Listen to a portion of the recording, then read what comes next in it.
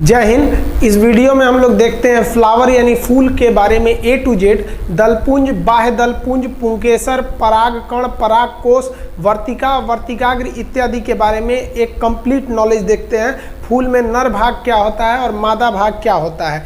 इसमें हम लोग फूल चैप्टर को पूरे कंप्लीट देखेंगे एकदम डीप से। देखिए, फूलों का जो अध्ययन होता है उसे हम एंथोलॉजी कहते हैं। फूल जो होता है वो मुख्य रूप से पौधे का जनन अंग होता है। इसी से पौधा अपने नए जनरेशन का शुरुआत करता है। फूल लगेगा तभी अगला जनरेशन तैयार होगा। फूल जो होते हैं उसका मुख्य कार्य होता है प्रजनन के सहायता से, प्रजनन के माध्यम से फल का निर्माण करना।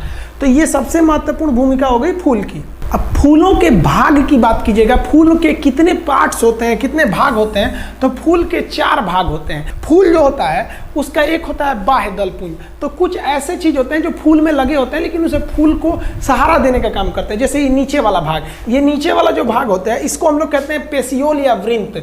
वृंत जो होता है यही फूल को मदद करता है डाली से निकलने में। इसी को पकड़ के आप किसी को गिफ्ट देते हैं, तो ये नीचे वाला हो गया वृंत, या इसी को कहेंगे पेसियोल। और ये जो आप देख रहे हैं एरिया जिसको हम काला कर रहे हैं, ये पुष्पासन है। पुष्पासन मतलब क्या होता है? फूल इसी पर बैठेगा। आसन मतलब क्या होता है? बैठने वाला। तो पुष्प का आसन पुष्पासन। तो कहेगा संपूर्ण फूल के 4 भाग किस पर रहते हैं? तो पुष्पासन यानी थैलेमस पर रहते हैं। इंग्लिश में इसे क्या कहते हैं? थैलेमस कहेंगे। इसका PDF हम दे देंगे, आप वहां देख लीजिएगा, हालांकि लिखने की जरूरत नहीं है। तो ये हो गया वृंत, ये हो गया पुष्पासन जिस पर फूल रहेगा।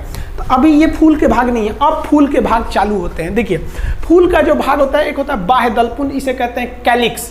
बाह्य दलपुंज जो होता है जिसको हम ग्रीन कलर से यहाँ कर दिए हैं, ये है आपका बाह्य दलपुंज। अब आप कहिएगा सर ये बाह्य दलपुंज का काम क्या होता है?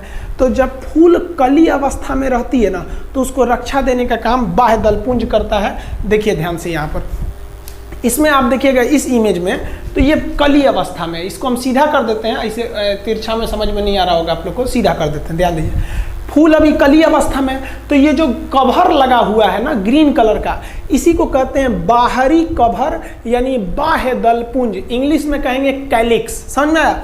अब ये कैलिक्स एक तो है नहीं, कई ठो रहते हैं, 4-5 ठो कैलिक्स रहते हैं। तो इसके एक टुकड़े को हम कहते हैं सेपल।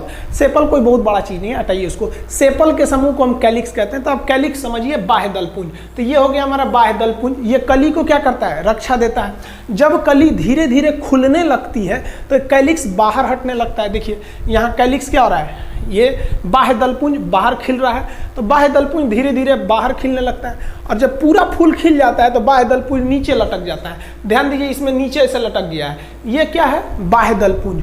बाह्य दलपुंज हमेशा हरे रंग का होगा, क्योंकि कली अवस्था में यही प्रकाश संश्लेषण यानी फोटोसिंथेसिस द्वारा कली को भोजन भी देता है। तो फूल का पहला पार्ट समझ में आ गया।